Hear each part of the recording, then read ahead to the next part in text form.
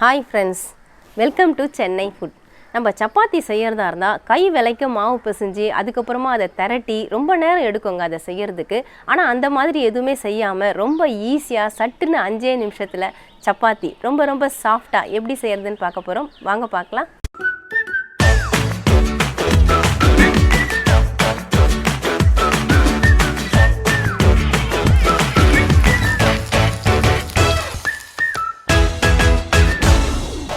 ஒரு மிக்சிங் பவுல் எடுத்துக்கோங்க. நான் 1 கப் அளவுக்கு மைதா மாவு எடுத்திருக்கேன். இதோடைய அளவு பார்த்தீங்கன்னா 200 கிராம் அளவுக்கு எடுத்திருக்கேன். நான் இதை பவுலுக்கு மாற்றிக்கிறேன். உங்களுக்கு மைதா மாவு வேண்டாம்னு நினச்சிங்கன்னா நீங்கள் கோதுமை மாவில் கூட செஞ்சுக்கலாம். இல்லைனா 1/2 கப்பு கோதுமை மாவு 1/2 கப் மைதா மாவு அந்த மாதிரி கூட நீங்கள் சேர்த்து செஞ்சுக்கலாம். ரொம்பவே நல்லாயிருக்கும். 1/2 டீஸ்பூன் சால்ட் சேர்த்துக்கிறேன். 1 டீஸ்பூன் சர்க்கரை, 1/2 கப் அளவுக்கு பால் சேர்த்துக்கலாம். நீங்கள் எந்த கப்பில் மைதா மாவு எடுக்கிறீங்களோ அதே கப்பில் பால் சேர்த்துக்கோங்க. 1/2 கப்பு தண்ணி சேர்த்துக்கோங்க. எல்லாமே ஒரே அளவுள்ள கப்பில் பயன்படுத்திக்கோங்க. சேர்த்துட்டு இதை நல்லா கலந்து விட்டுக்கலாம். கட்டிகள்லாம் இல்லாமல் நல்லா மிக்ஸ் பண்ணிக்கோங்க. மைதா மாவுங்கிறதுனால நான் இந்த அளவுக்கு தண்ணி பால் சேர்த்துருக்கேன். சப்போஸ் நீங்கள் கோதுமை மாவு சேர்க்குறதா இருந்தால் எக்ஸ்ட்ரா 1/4 கப்பு தண்ணி சேர்த்துக்கோங்க. ஏன்னா கோதுமை மாவு தண்ணி கொஞ்சம் அதிகமாகவே எடுத்துக்கும். இந்த மாதிரி கட்டிகள்லாம் இல்லாமல் நல்லா கலந்து விட்டுக்கோங்க. இது கூட நம்ம 1 டீஸ்பூன் அளவுக்கு சமையல் எண்ணெய் அதை சேர்த்துக்கலாம். எண்ணெய் சேர்த்துட்டு மறுபடியும் ஒரு தடவை மிக்ஸ் பண்ணி விட்டுக்கோங்க. எண்ணெய் சேர்த்துட்டு நல்லா மிக்ஸ் பண்ணியாச்சுங்க. இந்த அளவுக்கு திக்னஸ் இருக்கா மாதிரி பார்த்துக்கோங்க. தோசை மாவு பதத்துக்கு நம்ம மிக்ஸ் பண்ணியிருக்கோம். இந்த ரெசிபி செய்யறதுக்கு இந்த மாதிரி பேன் இல்லைனா தவா பயன்படுத்திக்கோங்க. ஸ்டவ் ஆன் பண்ணிவிட்டு ஸ்டவ்வை சிம்மில் வச்சுருங்க. ஏன்னா ரொம்ப சூடாகக்கூடாது. ஒரே ஒரு ட்ராப் எண்ணெய் விட்டுக்கலாம். விட்டுட்டு டிஷ்யூ பேப்பரை வச்சு இதை நல்லா ஃபுல்லாக அப்ளை பண்ண மாதிரி அப்படியே தொடச்சி விட்டுடுங்க. எண்ணெய் ரொம்ப இருக்கக்கூடாது பேனில், அதுக்காக தான் நம்ம தொடச்சி எடுத்துடுறோம்.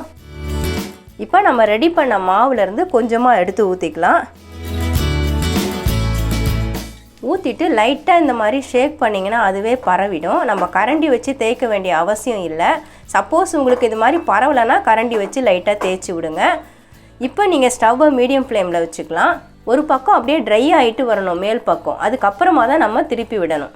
இப்போ பாருங்கள், ஒரு பக்கம் நல்லா ட்ரை ஆகிடுச்சு. மாவில் இருக்கக்கூடிய ஈரப்பதம் எல்லாமே ட்ரையாக இருக்குது பாருங்கள். இந்த சமயத்தில் நம்ம திருப்பி விட்டுறணும்.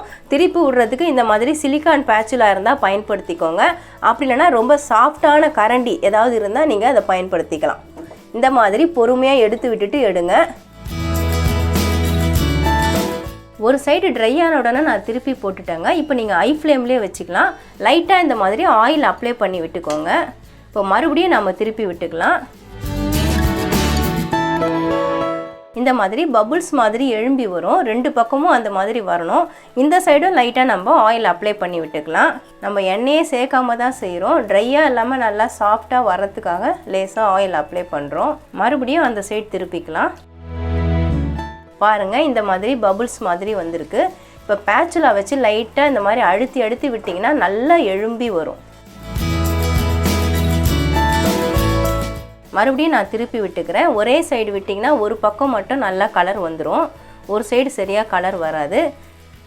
இந்த மாதிரி நல்லா அழுத்தி விடுங்க. இந்த மாதிரி அழுத்தி விடும் பொழுது 2 லேயர் தனியாக பிரிஞ்சு வரும். நல்லா சாஃப்டாக இருக்கும். இப்போ நல்லாவே எழும்பி வருதுங்க சப்பாத்தி. இந்த மாதிரி நல்லா ப்ரெஸ் பண்ணி விட்டோம்னா இன்னும் நல்லா புல்கா மாதிரி கூட எழும்பி வரும். இந்த மாதிரி எழும்பி வரும்பொழுது நம்ம ஸ்டவ் ஆஃப் பண்ணிவிட்டு இந்த சப்பாத்தியை பிளேட்டுக்கு மாற்றிக்கலாம். நம்ம சப்பாத்திக்கு மாவு பிசைஞ்சி திரட்டி செய்கிறதுனா ரொம்ப கஷ்டமாக இருக்கும். இந்த மாதிரி செய்கிறது ரொம்பவே ஈஸியாக இருக்குங்க. நம்ம எப்போ செய்யணும்னு நினைக்கிறோமோ அந்த சமயத்தில் 5 நிமிஷத்தில் சட்டுன்னு செஞ்சிடலாம். டைமிங்கோடு அதை திருப்பி விட்டு கரெக்டாக நம்ம எடுக்கணும். ரொம்ப சாஃப்டாக இருக்குங்க. இது அப்படியே பார்த்தீங்கன்னா ரொம்ப சாஃப்டாக இருக்கும். இது நம்ம ஃபோல்டு இப்போ ரொம்ப சூடாக இருக்கனால என்னால் ஃபோல்டு பண்ண முடியல. ஆனால் அவ்வளவு சாஃப்டாக இருக்கும் இது நீங்கள் ஷவர்மா பண்ணுறதுக்கு கூட இந்த மெத்தடில் நீங்கள் பயன்படுத்திக்கலாம். இந்த மாதிரி செஞ்சுட்டு கூட நம்ம ஷவர்மா பண்ணிக்கலாம். இல்லை திடீர்னு சப்பாத்தி செய்யணும், இல்லை விருந்தாளிங்க வந்துட்டாங்க டக்குன்னு செய்யணும்னு நினச்சா இந்த மெத்தடில் செஞ்சுக்கலாங்க. கை வலிக்க நம்ம மாவு பிசையவும் வேண்டாம், திரட்டவும் வேண்டாம். சட்டுன்னு ஈஸியாக 5 நிமிஷத்தில் சப்பாத்தி ரொம்ப ஈஸியாக செய்யலாம். கண்டிப்பாக நீங்களும் ட்ரை பண்ணி பாருங்கள். கை வலிக்க மாவு பிசையாமல் 5 நிமிஷத்தில் சட்டுன்னு சப்பாத்தி எப்படி செய்கிறதுன்னு வீடியோவில் பார்த்துருப்பீங்க. ரொம்ப ஈஸியாக இருக்கும். கண்டிப்பாக ட்ரை பண்ணி பாருங்கள். உங்களுக்கு இந்த வீடியோ பிடிச்சிருந்தா லைக் பண்ணுங்கள், ஷேர் பண்ணுங்கள், சப்ஸ்கிரைப் பண்ணுங்கள். பக்கத்தில் இருக்க பெல் ஐக்கானை கிளிக் பண்ணிக்கோங்க. அதில் ஆல்னு ஒரு ஆப்ஷன் காட்டும், அதையும் கிளிக் பண்ணிக்கோங்க. நன்றி, வணக்கம்.